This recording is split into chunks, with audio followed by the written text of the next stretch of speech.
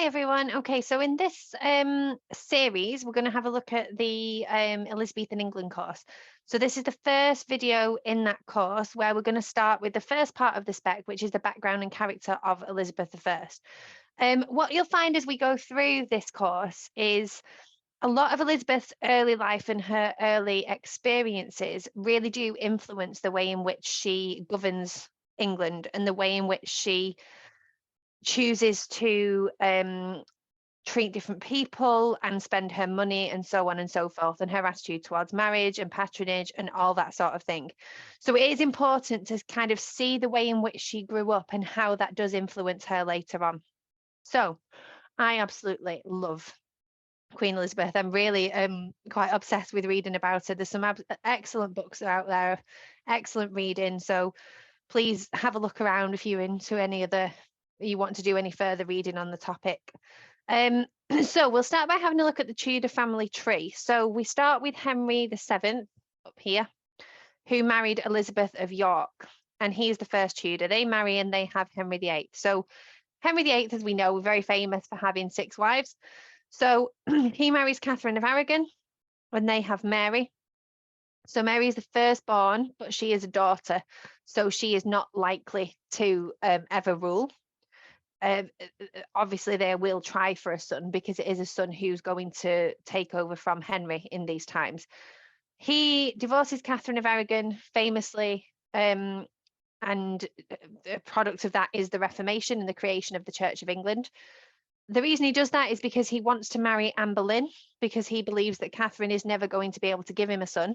So he marries Anne Boleyn, who is Elizabeth's mother. Okay, so his second wife, Elizabeth's mother. She then fails to give him a son. So he goes on to marry again.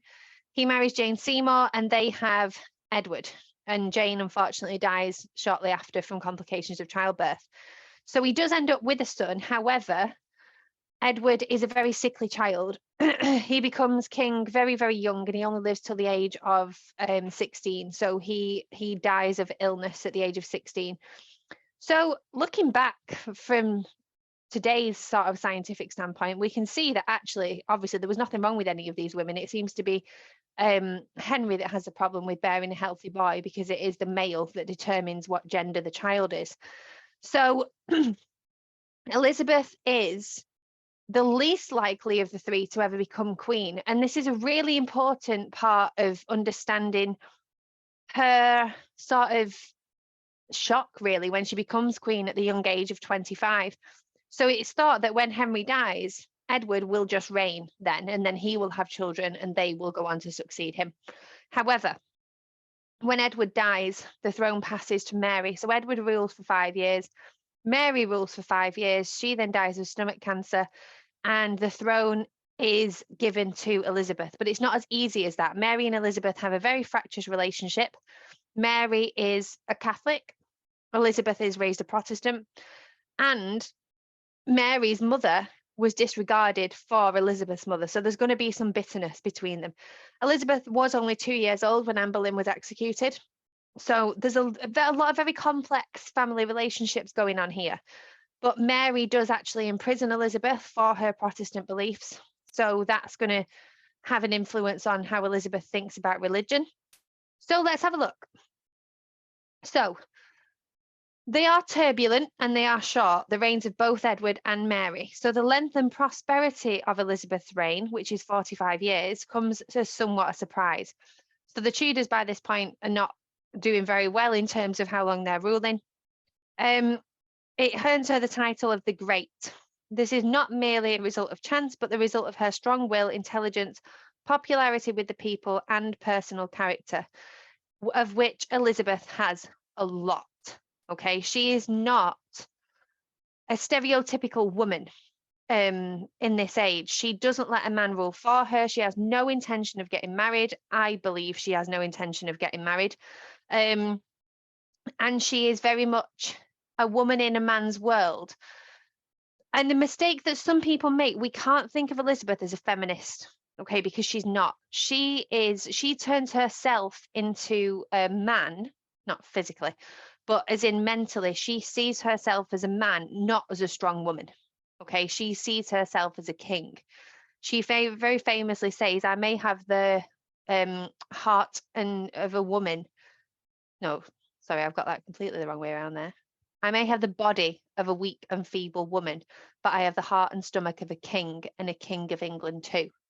Okay, so that shows you her attitude. She is more manly rather than bringing women up. She's bringing herself up to match that the ruling qualities of a man.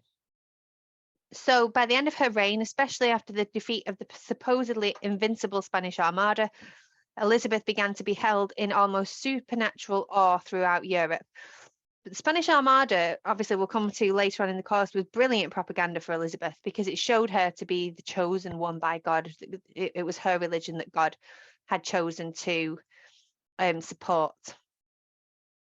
So her own subject, she became a sort of secular saint, so she's seen as this godly figure. As she became older, she increasingly transformed herself into a national symbol with her majestic dress and bearing and her renowned intelligence. She represented the splendour and power of England.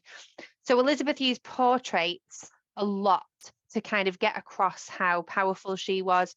And she does this more and more in her old age. So the very famous portrait, the rainbow portrait, was created when Elizabeth was in her 60s, but it actually shows her as looking in her mid-20s. And that's because a nation is as powerful as their queen looks. And if she were painted as this weak and feeble woman, she wouldn't look as formidable, and she might look an easy target to the people who do try and overthrow her. And there are a lot of them during her reign. So Elizabeth had an erect posture and very pale skin, which people said practically glowed. Her aquiline nose and reddish gold hair reminded everyone of her father, Henry VIII, fondly remembered as a strong and decisive leader of the nation. And she very much used that to her advantage. She reminded people, you know who my father is, okay? Because Henry VIII was a very angry, very formidable man. And she was like, I am my father's daughter, even though she was disowned by him. She had extremely long, slender hands and fingers. Her eye colour is not definitively known, but from portraits they appear to have been brown or golden brown. In old age, her voice was reported as high and shrill. Elizabeth was also an expert horsewoman who loved to ride her horse at a gallop, frightening everyone, including her master of the horse, Robert Dudley, more about him in a couple of videos, with her equestrian antics. She mastered the art of appearing stately and regal when it mattered, but in private she moved and walked quickly. Her obsession with dancing was famous. She enjoyed watching dancers as much as she liked to dance herself. She loved fine clothing and jewellery, and her attire was the height of glamour and fashion in the period. The Queen was not just for show, however. She had both natural talent and a willingness to study and deliberate. She was very famously studious, always reading, always writing. She was always cautious in foreign affairs, preferring in most cases to wait and see what happened and decide what to do at the last moment. This patience often gave England an advantage over European nations led by more hot-headed rulers, and mainly male rulers as well. So her fear of committing to action in foreign affairs was largely a product of her childhood, in which she had often witnessed the high costs of failure in politics.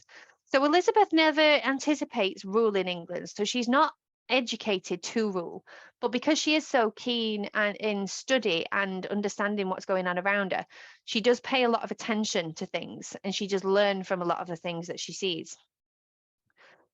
Extraordinarily stingy for a woman so wealthy, she believed was expensive and peace cheap. And this is a really, really important part about Elizabeth's influence in her childhood, is she is very thrifty. And that is because she grows up kind of abandoned by Henry VIII. She grows up in a place called Hatfield House. And she doesn't grow up as a princess. She has people with her, but her mother, as I said earlier, was executed when she was only 2. Her dad disinherits her, doesn't claim her as his own child, but gives her kind of enough to live on. But it got to the point where the people living in the house would have to go to him and say, look, she's going to have some more clothes. She's 2 sizes too big. You know, obviously they would make to measure in those days, but she's outgrowing her clothes. We don't have enough food. So she does live not in poverty by any stretch of the imagination as a child, but not as you might expect a princess would live. So she is careful with money, and she's careful in with money in her political ways, not just personally. So she comes off as high-strung and nervous, which was not surprising because England was in a very bad international position at the time, and people in her own country are trying to kill her. With no clear successors to follow her, France and Spain were both jockeying for control of England after her death. Thus, Elizabeth hesitated to intervene when Mary of Guise was overthrown, despite Cecil's counsel. So more about that later when we look at her foreign politics. Also, when Mary Queen of Scots was beheaded, Elizabeth recognised the need for her opponent's death, but wished it could have been carried out through a quieter method like poisoning. So Mary Queen of Scots, again, we'll come on to later on in the course, but had a very theatrical death. She was beheaded. So Elizabeth was similarly guarded on issues of religion, always preferring compromise to definitive actions. Thus, although she wished the English clergy to be celibate, because she knew this went against the Protestant view, she did not challenge the English clergy's practice of marrying. So she has this middle way, as we'll look at in a few videos' time, with her religious settlement.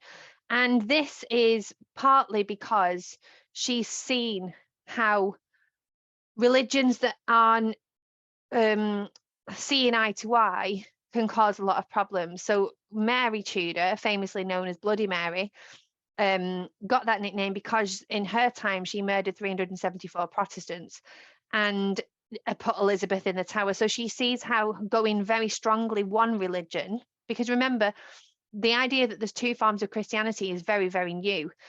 She wants Catholics to be able to carry on worshipping and Protestants to be able to worship. So she comes to this religious compromise. So regarding communion and the great Protestant Catholic spiritual debates of the Reformation, over which so many people were killing each other, Elizabeth refrained from comment, saying some people think one thing, some another. The only God can say whose judgment is best. She was a Protestant, and officially England was a Protestant nation, but things like she called herself governor of the church rather than head of the church, because that's a much more womanly title, being a governor. And she didn't want to come across and say, I am this, therefore you should be this. Okay. So like many famous historical people, Elizabeth is the subject of several myths. One story claims that she went more or less bald after the age of 30. This is untrue. Certainly she did wear wigs, especially as her hair greyed, but nearly everyone wore wigs at that time, as it was the fashion. Another humorous story, this one is true, revolves around her hatred of bad smells. Toilets in the day were fairly disgusting and unsanitary affairs, and Elizabeth suffered from the same as everyone else, until an inventor friend of hers designed and built one of the earliest water closets. So that's if you see a WC on a toilet door, that's what that means, for her at Richmond Palace. Also, it's often reported that in her old age, Elizabeth became spiteful and treated married women with cruelty. Although the truth of this is contested, one can certainly speculate that Elizabeth did not like it when the men she was trying to manipulate married other women instead. Perhaps she did bear ill against these women. And that, again, that's another way in which her early life influences her later life. She doesn't want a man to have control of her because she's seen how Henry VIII treated all those women and indeed killed her own mother. She's seen women die in childbirth, so she doesn't want to have a man controlling her. But she and it does also enable her to use men as kind of like pawns, which I'll come to again when we look at her with marrying. But it means that she can manipulate these men, but as she gets older, she finds that more difficult because these men have younger women that they go off and marry. So a couple of sources about Elizabeth then. So this one is adapted from a letter to Henry VIII's Chief Minister Thomas Cromwell, Elizabeth's governess. It was written after the birth of Edward. She says, I beg you to be good to her and make sure that she has clothing, for she has neither gown nor petticoat, nor handkerchief sleeves, nightdresses, corsets, or nightcaps. So this is basically saying what I said before. Don't forget about her. She's still there. Even though you've got an heir now, you still have a responsibility for this child, and she doesn't have any clothes at the moment. Okay. And the next one is focusing on the life of Anne Boleyn. So this is Elizabeth's mother. So even in toddlerhood, Elizabeth was documented by multiple sources to be a vibrant, precocious, and eloquent child. Those who encountered Elizabeth in her early years, particularly foreigners, with no previous experience of her character, describe her as an exceptionally captivating young lady who had taken them by surprise. So she sounds like she's always been fit to be queen, but it's not what she expected out of her life. Okay, so that's an overview of Elizabeth's character and the way in which she was brought up. In the next video, I'm going to focus on what the Elizabethan power structure was like and who had power in Elizabethan England. So join me there. Thank you.